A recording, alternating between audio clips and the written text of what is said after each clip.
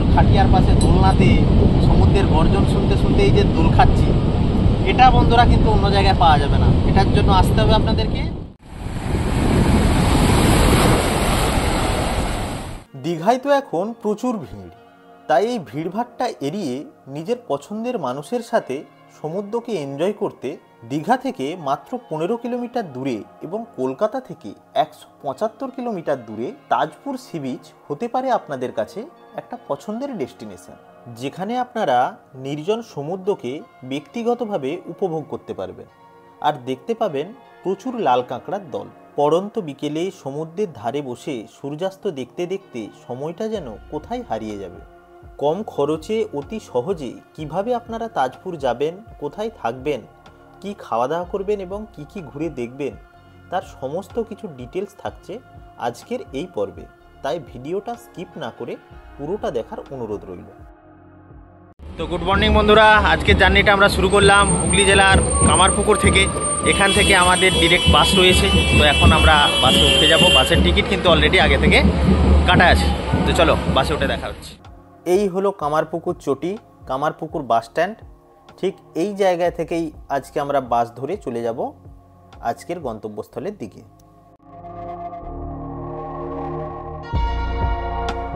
আরেকটি নতুন ভ্রমণ অভিজ্ঞতার গল্প লিখতে সাত সকালে আজকে আমরা পাড়ি দিচ্ছি তাজপুর সমুদ্র সৈকতের উদ্দেশ্যে। অন্যবারে আমাদের গল্পের সূচনা হয় বোলপুর শান্তিনিকেতন স্টেশন থেকে, তবে এবার গল্পের সূচনা করব কামারপুকুর বাস স্ট্যান্ড থেকে। আপনারা যারা কলকাতা থেকে তাজপুর যাবেন তারা হাওড়া স্টেশন থেকে ট্রেন ধরে রামনগর স্টেশন পৌঁছাবেন। হাওড়া স্টেশন থেকে 6:45-এ তাম্রলিপ্ত এক্সপ্রেস ধরে আপনারা সকাল 9:42-এ রামনগর স্টেশন নেমে যাবেন। এছাড়াও আপনারা চাইলে লোকাল ট্রেনেও রামনগর স্টেশন পৌঁছাতে পারেন। সেক্ষেত্রে হাওড়া থেকে বেশ কতকগুলি ট্রেন মেছেদা স্টেশন যায়। মেছেদা থেকে সকাল 8:02-এর লোকাল ট্রেন ধরে আপনারা পৌঁছাতে পারেন রামনগর স্টেশনে। আপনারা চাইলে গাড়ি রিজার্ভ করে রামনগর স্টেশন থেকে তাজপুর সমুদ্র সৈকত পৌঁছাতে পারেন। সেক্ষেত্রে গাড়ি ভাড়া কিছুটা বেশি পড়ে। যদি আপনারা গাড়ি ভাড়া কিছুটা কম করতে চান তবে রামনগর স্টেশন থেকে চলে আসতে হবে বালুশাই মোড়ে। ওখান থেকে অনেক শেয়ার অটো তাজপুর সমুদ্র সৈকত পৌঁছায়। সেই শেয়ার অটোর মাধ্যমে 40 টাকার বিনিময়ে পৌঁছে যেতে হবে তাজপুর সি বিচে।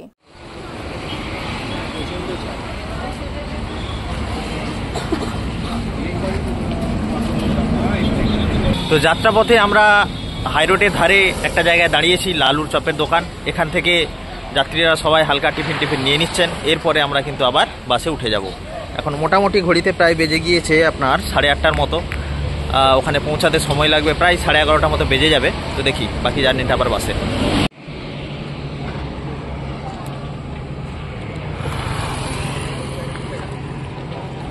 তো আমরা এখন তমলুকের কাছাকাছি পৌঁছে গিয়েছি। ঘড়িতে এখন সকাল 9:30 বাজছে। এখান থেকে এখনো মোটামুটি আমাদের 2 ঘন্টার জার্নি।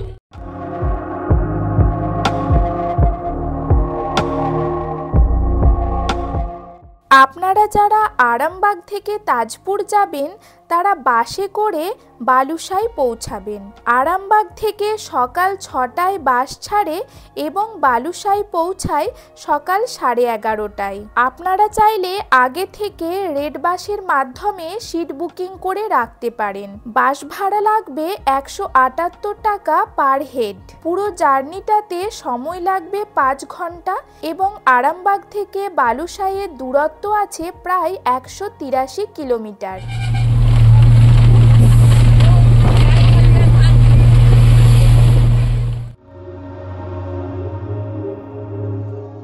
যদি আপনারা মন্দারমণি যান তবে এই চাউলখোলা বাস স্টপে আপনাদেরকে নেমে যেতে হবে। এখান থেকে টোটো অটোর মাধ্যমে মন্দারমণি পৌঁছাতে পারবেন।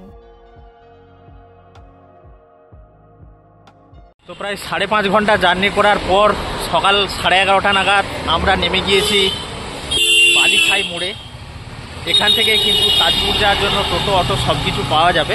তো আপনারা যদি কলকাতা থেকে বাসে করে দীঘা পৌঁছান তো সেই দীঘা যাওয়ার ঠিক আগেই বালুশাই মোড়ে আপনাদেরকে নেমে যেতে হবে তাজপুর যাওয়ার জন্য।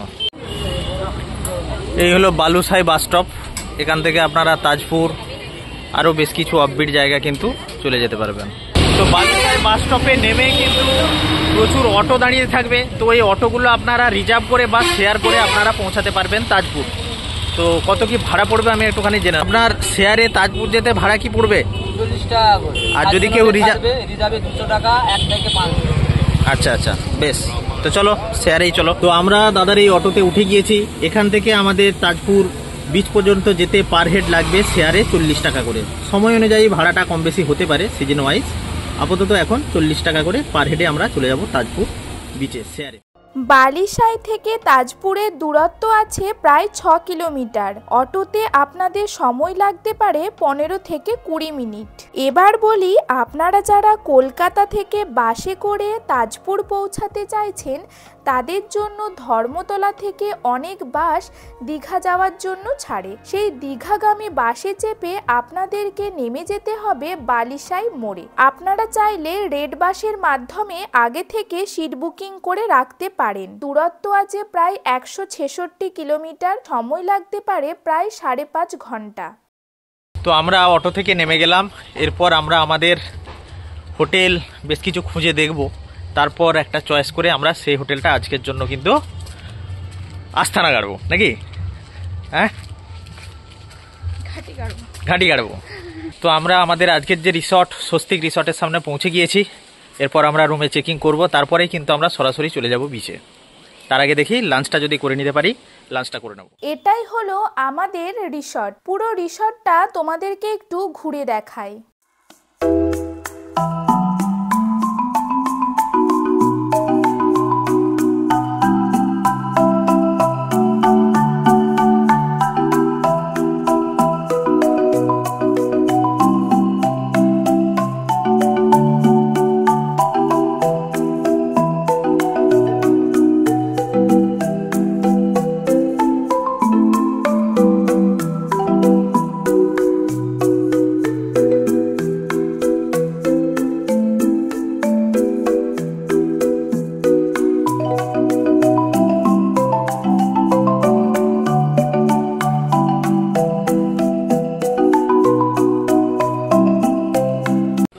এই স্বস্তিক হোটেলের যিনি ম্যানেজার সাহেব আছেন, ওনার আমরা দেখা পেয়েছি।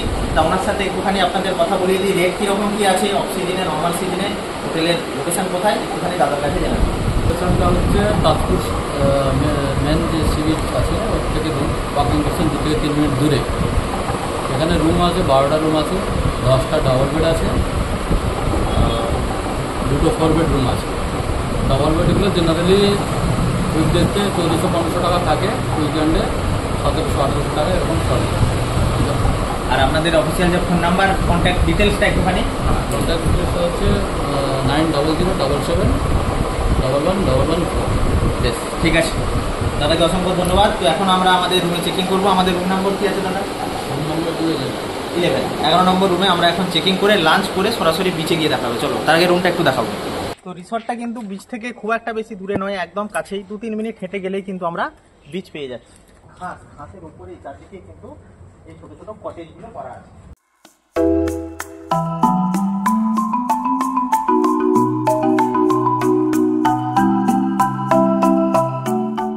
তো এই হলো আজকের আমাদের আস্তানা, আজকের কটেজ 11 নম্বর রুম। এই ওভারঅল রুম কিন্তু যথেষ্টই বড়। ওপরে কিন্তু ফল সিলিং এর কাজ আছে। বেড 2 বেডেড রুম, যথেষ্ট বড়, দুটি বালিশ রয়েছে। আচ্ছা, এইদিকে একটা ওয়ার্ড্রপ আছে। ওয়ার্ড্রপটা একটুখানি দেখিয়ে দেবো, জিনিসপত্র এখানে রাখা যাবে। আচ্ছা, এই একটা মিরর রয়েছে, এখানে টেবিল মতো আছে। এইখানেও জামা কাপড় কিছু কিন্তু রাখা যেতে পারে। আর এই জানলা, পর্দা সরালেই কিন্তু জানলা আছে, যদিও এখান থেকে জানলার বিচ ভিউ নেই।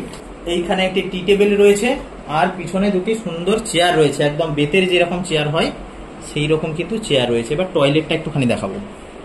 এখানে টিভিটা একটুখানি দেখাই। এসি এখানে রয়েছে।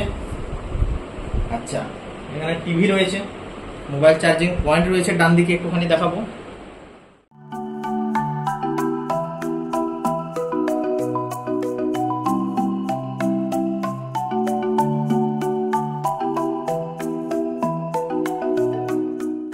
ওয়াশরুমটাও কিন্তু যথেষ্টই নিট অ্যান্ড ক্লিন বলা যেতে পারে, পরিষ্কার পরিচ্ছন্নই বটে।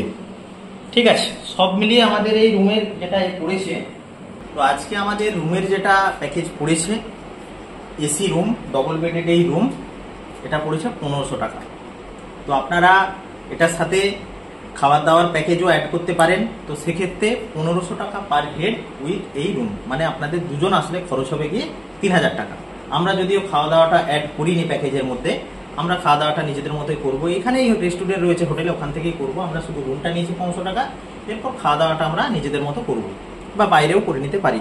আজ দুপুরেরটা অবশ্যই এখানে বলা আছে। প্রায় 1:30 মতো বেজে গিয়েছে, আমরা লাঞ্চ করতে এসে গেছি। হোটেলের যে লাঞ্চ রুমটা সেটা একটুখানি দেখাই।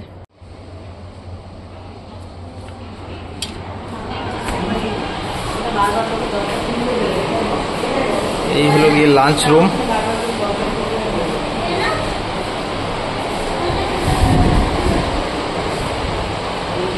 তো আজকে দুপুরের লাঞ্চ চলে এসেছে। দুপুরের লাঞ্চ আমাদের দুটো ভেজ থালি আছে, তার সাথে কাতলা আছে। আমি আপাতত নিরামিষে খাবো, আর তারপর আবার নিচে গিয়ে দেখা যাচ্ছে আর কি কি সি ফুড আমরা খেতে পাচ্ছি। আপাতত আজকের এই লাঞ্চ।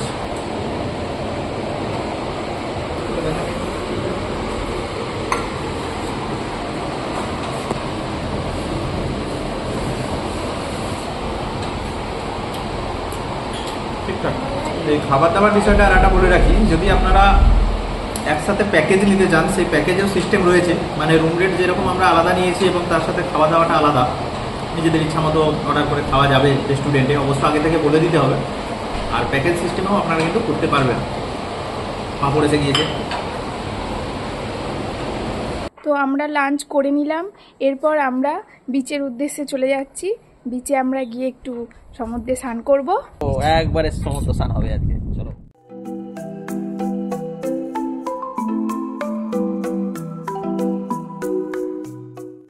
এই যে বিচ যাওয়ার পথে চারিদিকে রাস্তার দুপাশে কিন্তু বেশ এই যে গাছগুলো, এইগুলো মনে হচ্ছে হোগলা পাতা। তো হোগলা পাতার কিন্তু জঙ্গল রয়েছে।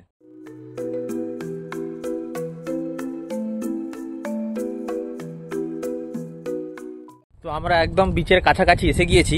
এর পরের ভিডিওতে আপনাদের জন্য একটা আমি ভিডিও দেব, যে তাজপুর সি বিচের কাছাকাছি বেশ কিছু হোটেলে রয়েছে, যেইগুলোই থাকলে আপনারা একদম সি ফেসিং রুম পাবেন। মানে রুমে বসেই একদম রুমের ব্যালকনি থেকেই কিন্তু আপনারা সমুদ্রকে দেখতে পাবেন। এরকম একটা ভিডিও দেব যে তাজপুর হোটেল, সেটা দেখলে আপনারা কিন্তু যারা আগামী দিনে তাজপুর আসছেন তারা অনেকটা অভিজ্ঞতা পেয়ে যাবেন, সুবিধা হবে আপনাদের অনেক। এই দেখতে পাচ্ছেন রাস্তার দুদিকে কিন্তু ছোট বড় বেশ কিছু রিসর্ট রয়েছে। ওই যে দূরে দেখা যাচ্ছে ওটাই কিন্তু সমুদ্র। এই আমরা এসে গিয়েছি একদম সমুদ্র সৈকতে। দূর থেকে এই যে সমুদ্রের যে গর্জন, যেই সমুদ্রেই আপনারা যাবেন না কেন, সমুদ্রে যাওয়ার আগে এই যে শব্দটা, এই যে আওয়াজটা কানে আসবে, এটাই কিন্তু সব থেকে বেশি ভালো লাগবে। আর তাতে যদি সমুদ্রের এই আওয়াজের সাথে দুই পাশে থাকে ঝাউয়ের বন, তাহলে তো একবারে জমে ক্ষীর। চলো, একদম বিচের ওপরেই কিন্তু এরকম বাঁশ দিয়ে এই ধরনের করা আছে খাবার দাবারের জায়গা। এখানে কিন্তু দুপুরের আপনারা খাবার দাবার খেতে পারবেন, সেটা আমি একটু পরে দেখাচ্ছি। আপাতত আমি একটুখানি বিচে নেমে যাব। এর ওই দিকে কিন্তু ঝাউয়ের বন, আমরা একটু পরে ওইটা দিয়েও যাব। ঝাউ বনের কাছে আমরা চলে যাব, আগে সমুদ্র মজা একটুখানি নিয়ে নিই। তাজপুর হলো পশ্চিমবঙ্গের পূর্ব মেদিনীপুর জেলায় অবস্থিত মন্দারমণি ও শঙ্করপুরের মধ্যে গড়ে ওঠা একটি সমুদ্র সৈকত। দীঘা থেকে মাত্র 16 কিলোমিটার দূরে দীঘার একদম পাশেই রয়েছে এই সমুদ্র সৈকত। দীঘা মন্দারমণির কোলাহল যারা এড়িয়ে চলতে চাইছেন, তাদের জন্য তাজপুর সমুদ্র সৈকত নিশ্চিন্তে একটা পছন্দের জায়গা হতে পারে। এসে গেছি তাজপুর সি বিচ। পিছনে কিন্তু বড় বড় ঢেউ আছড়ে পড়ছে, এই বড় বড় ঢেউ, আর সামনে একটু এগিয়ে গেলেই কিন্তু ঝাউয়ের বন। সত্যি সমুদ্র কিন্তু বারবার আমাদেরকে এভাবেই কাছে ডাকে। আর সেই সমুদ্রের টানে আমরা অল্প একদিনের ছুটি পেলেই ছুটে আসি এই সমুদ্র সৈকতের দিকে। এই সমুদ্র সৈকত কিন্তু দীঘা পুরীর মতো এখানে জনমানব খুব একটা দেখা যাচ্ছে না, একদম নিরিবিলি নির্জন সমুদ্র সৈকত। একাকী একান্তে যদি আপনারা মনের সঙ্গীর সাথে দু একটা দিন কাটিয়ে যেতে চান তাহলে কিন্তু এই তাজপুর সমুদ্র সৈকত আপনাদের কাছে সুন্দর একটা জায়গা।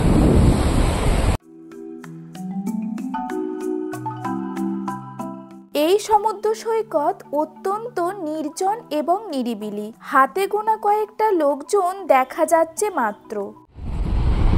পড়ন্ত বিকেলে ঝাউবন পেরিয়ে শান্ত স্নিগ্ধ সমুদ্র তটে কিভাবে যে সময়টা বিকাল গড়িয়ে সন্ধ্যা হয়ে যাবে সেটা কিন্তু আমরা কল্পনাও করতে পারবো না। এই যে ঢেউ আসছে, ঢেউ আসছে, পিছনে কিন্তু বড় বড় ঢেউ, ঢেউ ছুটে আসছে, আবারও এক বড় ঢেউ আসছে। ও সমুদ্র সৈকতের ধারেই এইরকম কাঠ এবং বাঁশের তৈরি কিছু হোটেল এবং রেস্টুরেন্ট আপনারা দেখতে পাবেন। এখানে টিফিন, লাঞ্চ এবং বিভিন্ন ধরনের সি ফুড আপনারা পেতে পারেন। তো বন্ধুরা, অন্যান্য দিন কিন্তু এই বিচে প্রচুর পরিমাণে লাল কাঁকড়া ঘুরে বেড়ায়, তা আজকে সেরকম লাল কাঁকড়া দেখতে পাওয়া যাচ্ছে না। এই একটি লাল কাঁকড়া দেখা যাচ্ছে, আর সেরকম কোনো কিন্তু লাল কাঁকড়া নেই। ওই একটি লাল কাঁকড়া আপনারা দেখতে পাচ্ছেন দূরে, ওই নির্জন সমুদ্র। দীঘার থেকে যেটা আলাদা ব্যাপার সেটা হচ্ছে গিয়ে এখানে কিন্তু উপরি পাওনা হিসেবে আমরা পেয়ে যাব এই সুন্দর সবুজ ঝাউয়ের বাগান। দীঘাতেও হয়তো পাবো কিন্তু অনেকটা দূরে, কিন্তু এই তাজপুর সি বিচের একদম সাইডেই কিন্তু রয়েছে এই ঝাউ বাগান, যেটা আমরা যদি উড়িষ্যার কোনো বিচে যাই, ডুবলাগুড়ি, বাগদা, দাগারা সবেতেই কিন্তু ঝাউ বাগানটা কম্পালসারি হিসেবে আমরা পাই। এইখানে কিন্তু আমরা এই বেঙ্গলের সি বিচেও তাজপুরে কিন্তু ঝাউ বাগান এখানে পেয়েছি। আর এই যে ফুটো ফুটো দেখা যাচ্ছে বিচের মাঝে মাঝে, এইগুলো কিন্তু লাল কাঁকড়ার বসবাস, মাটি তুলে দিয়েছে পুরো এখানে। আর যেখানেই ঝাউবন সেখানেই কিন্তু সাদা বালি। দেখো বন্ধুরা, এখানে বালিটা কিন্তু হয়ে গিয়েছে অনেকটা সাদা। ঝাউবনের সাথে সাদা বালির কিন্তু একটা নিবিড় সম্পর্ক আছে।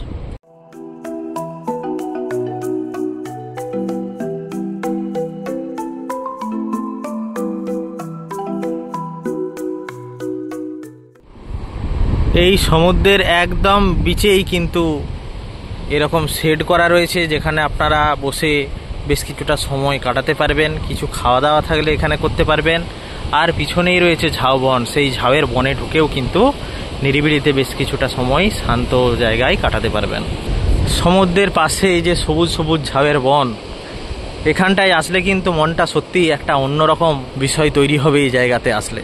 কিছু গাছ, বড় বড় গাছ ভেঙে উল্টে পড়ে আছে এখানে, পিছনে একটা ছোট্ট দোকান করা আছে, তার পিছনেই কিন্তু এই ঝাউয়ের বাগান। বন্ধুরা, তাজপুরে এই বিচে নেমে বিচ বরাবর কিছুটা ডান দিকে হেঁটে গিয়ে কিন্তু এরকম সুন্দর একটি নির্জন নিরিবিলি ঝাউয়ের বাগান আছে। এই বাগানটা দিয়ে অতি অবশ্যই একবার আসবেন। সাবধানতা তো অবশ্যই এখানে অবলম্বন করতে হবে, কিন্তু এই জায়গাটায় আসলে কিন্তু সত্যিই দারুণ একটা ফিলিংস আপনারা পাবেন। সমুদ্রের সাথে এই যে ঝাউবনের এই যে একটা নিবিড় সম্পর্কের ব্যাপার, এই কিন্তু যত ভেতরের দিকে যাব ঝাউবন কিন্তু আরও গভীর হবে, আরও ঘন জঙ্গলের মধ্যে কিন্তু আমরা প্রবেশ করতে পারবো। এই এখন আমি একলাই কিন্তু এই ঝাউবনের মধ্য দিয়ে হেঁটে চলেছি। সমুদ্র শেষ হয়ে গিয়েছে এবং আমার চারিপাশে এখন কিন্তু ঝাউবন। দেখি কতটা আমি যেতে পারি, তারপরে কিন্তু সন্ধ্যা নেমে যাবে, আর বিশেষ যাওয়া যাবে না।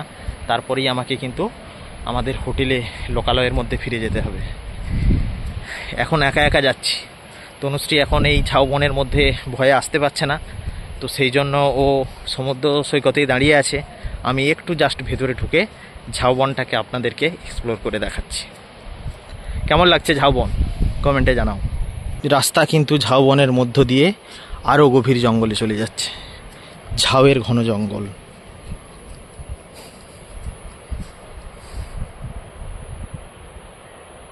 আর ভেতরে যাওয়াটা ঠিক হবে না, এরপর আমি কিন্তু হোটেলে ফিরে যাব। এই রাস্তা হয়েও কিন্তু আপনারা বিচে যেতে পারবেন। এই দিকে বিচে যাওয়ার কিন্তু মজাটাই আলাদা হবে, কেন কি এই গভীর জঙ্গল, ঝাউয়ের সবুজ গাছপালা পেরিয়ে আপনারা এই যে সমুদ্র সৈকতে গিয়ে পৌঁছাবেন, এইটা কিন্তু আপনাদের মনকে অন্য একটা ভালো লাগা দিতে বাধ্য। ঘন এই ঝাউয়ের জঙ্গল পেরিয়ে আমরা কিন্তু বিচের সম্মুখে উন্মুক্ত হয়ে যাচ্ছি।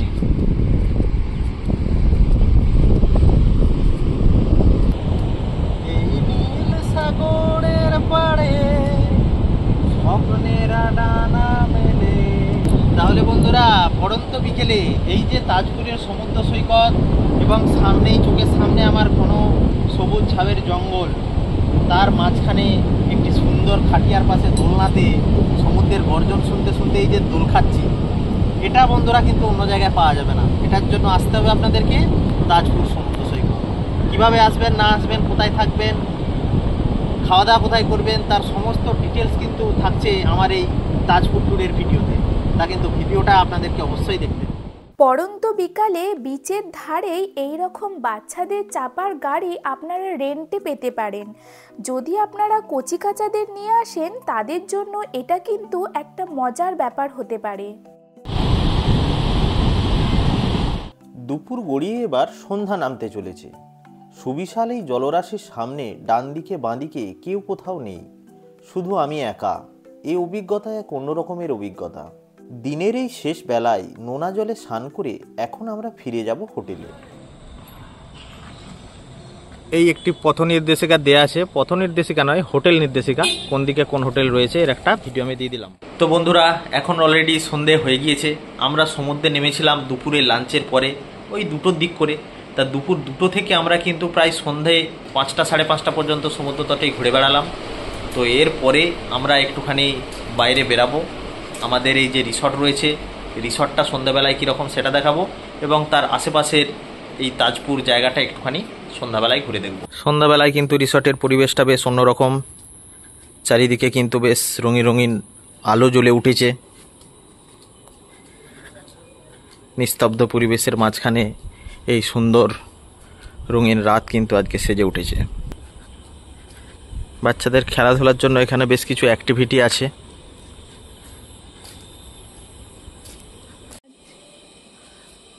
একদম রিসর্টের সামনেই কিন্তু আমাদের ছোট্ট একটি শিব মন্দির রয়েছে। এটা বেশ সুন্দর কিন্তু লাগলো আমার। দোকানদানি কিন্তু এখানে খুবই কম।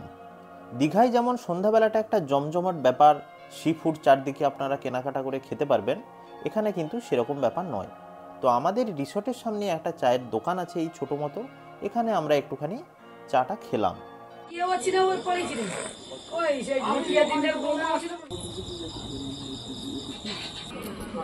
তো হাঁটতে হাঁটতে আমরা এসে গেলাম তাজপুর বিশ্ব বাংলা। এখানে দিনের বেলায় আমি একটুখানি দেখাবো, আজকে সন্ধ্যাবেলায় দেখাতে পাচ্ছি না। এখানে ছোটো মতো একটু পার্ক রয়েছে। জায়গাটা বাকি অন্যান্য জায়গাটার তুলনায় একটুখানি জমজমাট আছে।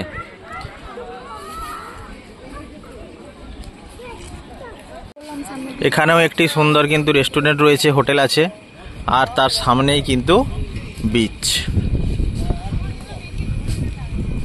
সন্ধ্যাবেলায় কিন্তু সমুদ্রের গর্জনের সাথে সুন্দর একটা হাওয়া আসছে।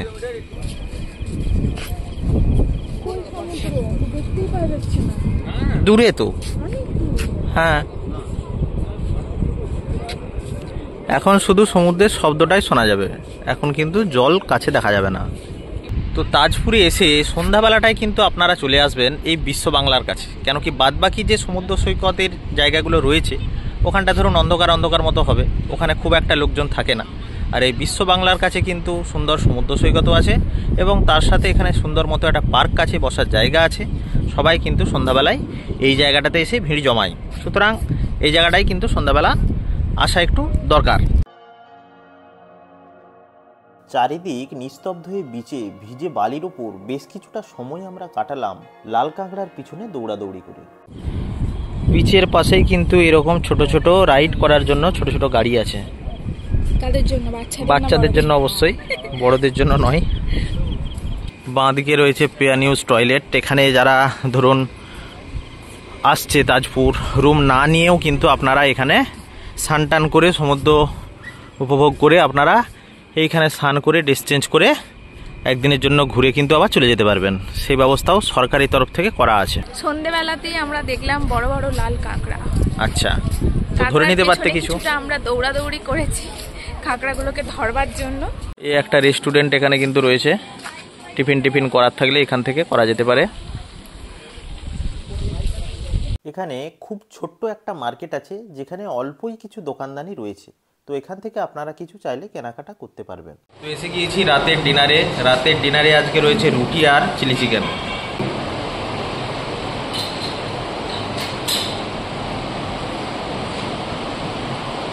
বেশ।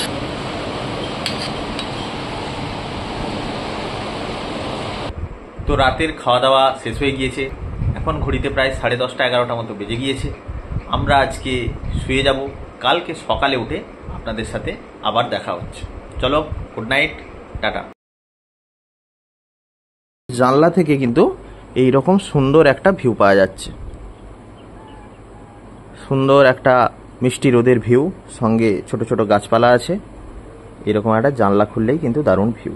লোকে বিকালবেলায় সাধারণত এই দোলনায় চাপে, বিভিন্ন রাইডিংয়ে চড়ে পার্কে গিয়ে। এরকম সাত সকালে সকালবেলায় কে দোলনায় চড়ে ভাই? চলো, হয়ে গেছে। গুড মর্নিং বন্ধুরা।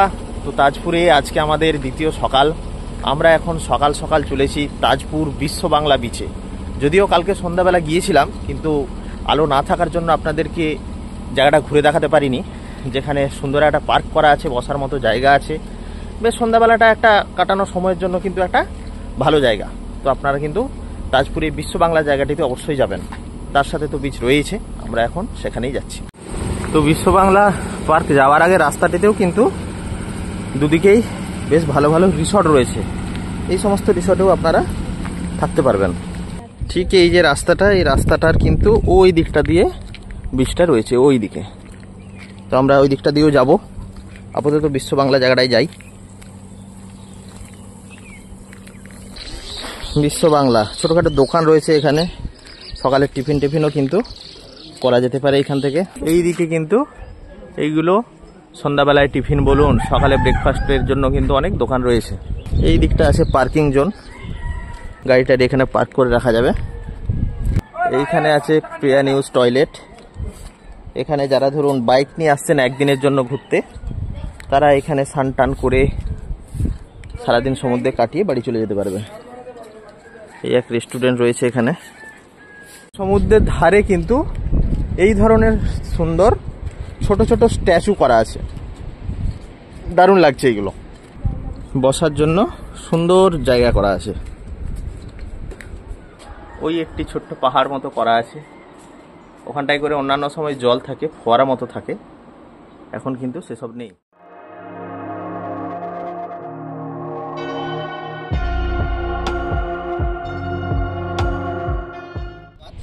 বেশ সুন্দর লাগছে গাছগুলো।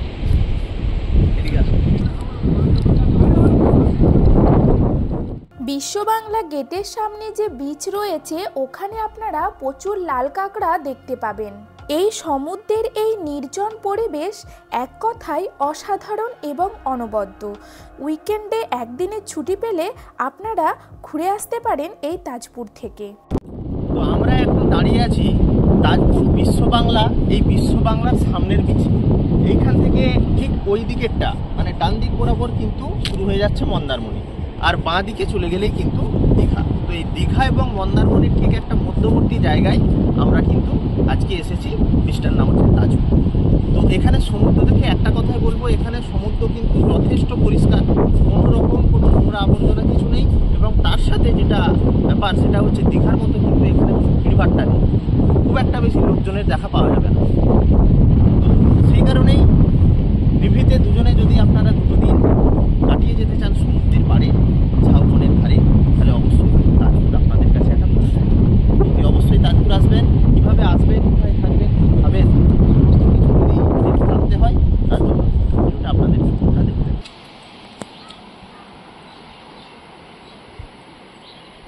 এই সমস্ত জায়গার দিকে যে রিসর্টগুলি রয়েছে, সূর্যাভিলা, স্টার ইন, এখানে যারা থাকবেন তাদের কিন্তু সমুদ্রে যাওয়ার জন্য এরকম সুন্দর একটা রাস্তা রয়েছে।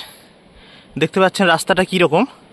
এই সুন্দর রাস্তা দিয়ে কিন্তু যেতে হবে বিচে। দুদিকে বিভিন্ন গাছপালা রয়েছে, ঝাউয়ের বন রয়েছে। আর ঝাউয়ের বন মানে কিন্তু বন্ধুরা আমি আগেই বলেছি সাদা বালি।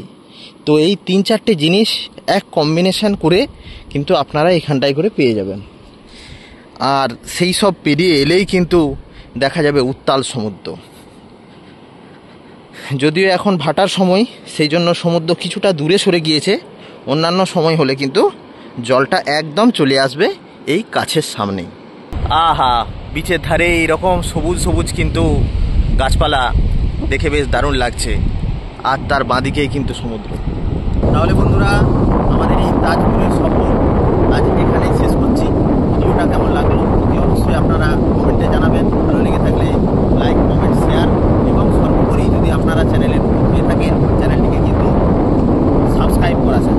দেখা হচ্ছে আবারও এক নতুন জায়গায় নতুন গল্প নিয়ে। ততক্ষণ পর্যন্ত সকলে ভালো থাকুন, সুস্থ থাকুন। সমুদ্রকে বিদায় জানিয়ে স্মৃতির পাতায় আরেকটি জায়গার ভ্রমণ অভিজ্ঞতা সঞ্চয় করে আজকে আমাদের বাড়ি ফেরার পালা। সমুদ্রের সাথে আবারও দেখা হবে কোনো এক নতুন জায়গায়, কোনো এক নতুন গল্পে।